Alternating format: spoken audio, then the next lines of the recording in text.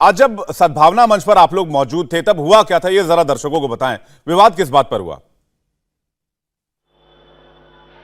नहीं, हमको सद्भावना सम्मेलन का निमंत्रण मिला था जी। और हम सर्वधर्म के सारे संत वहां पर मौजूद थे और बड़े अच्छे से अच्छे माहौल के अंदर सबने अपने अपने वक्तव्य रखे। किंतु उसके बाद में जो बुजुर्ग मदनी जी जो सहारनपुर से आए थे और उन्होंने जिस तरह से मनगढ़ंत ऐसी बातें, वो आदम, वो अल्लाह, वो मन्नू और न जाने क्या क्या कहानी गढ़ के एक प्रतिपादित करने की कोशिश की कि जैसे कोई इस्लाम से ही सारे निकले हैं। ये गलत बात। हमारी प्राचीन महान सनातन संस्कृति, हमारा प्राचीन महान जैन धर्म, हमारा बौद्ध धर्म और सारे धर्मगुरु उस मंच पर मौजूद थे। तो मुझे लगा कि ये बहुत गलत मैसेज जाएगा, समाज की समरसता इससे खंडित होगी। इस स्मार्टफोन के युग में भी ये फोटो स्टूडियो बना के साल में 30 लाख कमा रहे हैं। आपको भी ये कमाना है, उनसे सीखना है तो फ्रीडम ऐप को अभी डाउनलोड कीजिए। समाज की एकता और अखंडता में दरार आएगी। सामने लाखों लोग हैं और उनको इस तरह की तोड़ने वाली बातें, भड़काने वाली बातें, धर्म जोड़ना सिखाता है, तोड़ना नहीं सिखाता।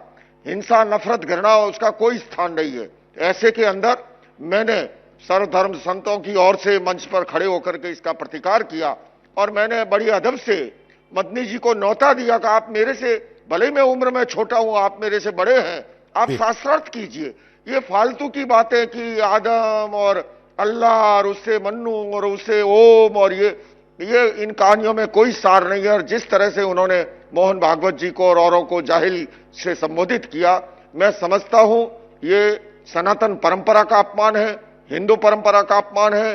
प्राचीन जैन बौद्ध धर्म, हमारे सिख भाई भी मौजूद थे वहां पर और हम इस अतीत के गड़े मुर्दों को उठाएंगे तो आपको और हमको सबको पता है इतिहास क्या है। हमारा काम, जिस समय हमारा भारत देश आजादी का अमृत महोत्सव मना रहा है, G20 की अध्यक्षता हमारा भारत देश कर रहा है और वसुधैव कुटुंबकम का हम संदेश पूरी दुनिया को देना चाहते हैं और उसी भावना से हम छोटे मदनी जी के निमंत्रण पर सद्भावना सम्मेलन में शरीक हुए थे। मैं आज भी बलपूर्वक कहूंगा, हमारे प्रधानमंत्री जी ने भी कुछ दिनों पूर्व कहा था और मेरा यह मानना है कि पर्यावरण प्रदूषण से भी ज्यादा वैचारिक प्रदूषण खतरनाक है।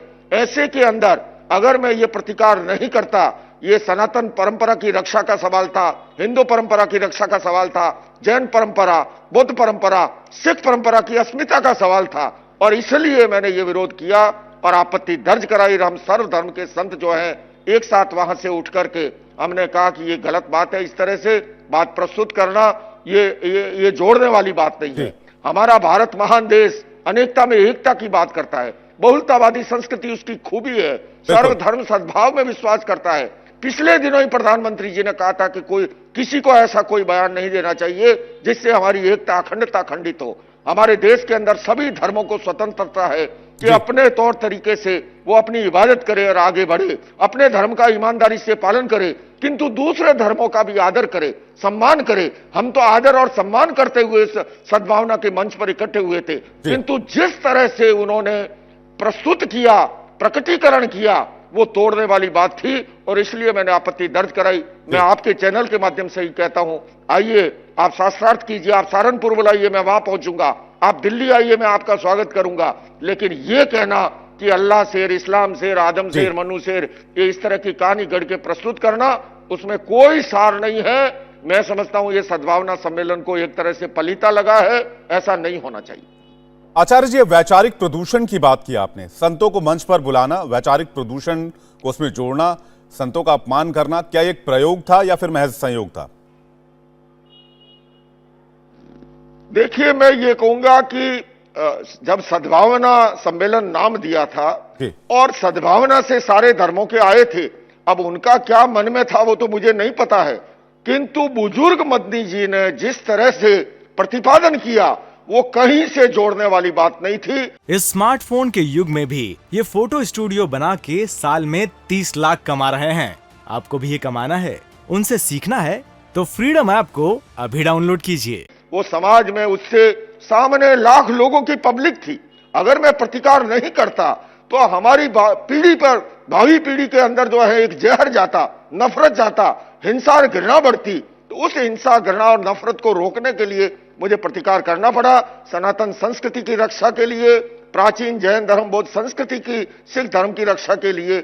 लेकिन उन्होंने सोची समझी रणनीति के तहत इस तरह से उनका पूरा वर्णन केंद्रित था, पूरा वर्णन उसी पे केंद्रित था कि यह सिद्ध करना इस्लाम से ही सब निकले हैं, जबकि आप और हम सभी सच्चाई जानते हैं।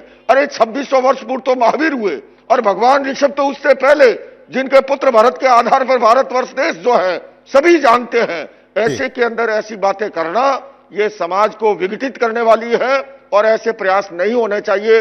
हम सबका कर्तव्य है, हम भारत देश को महान बनाएं, हमारा समाज और देश एक और अखंड रहे, उसके लिए सबको मिलजुल करके प्रयत्न करना चाहिए। इंडिया टीवी हर वक्त हर जगह डाउनलोड करने के लिए सर्च करें India TV news Google play store या ऐप स्टोर पर।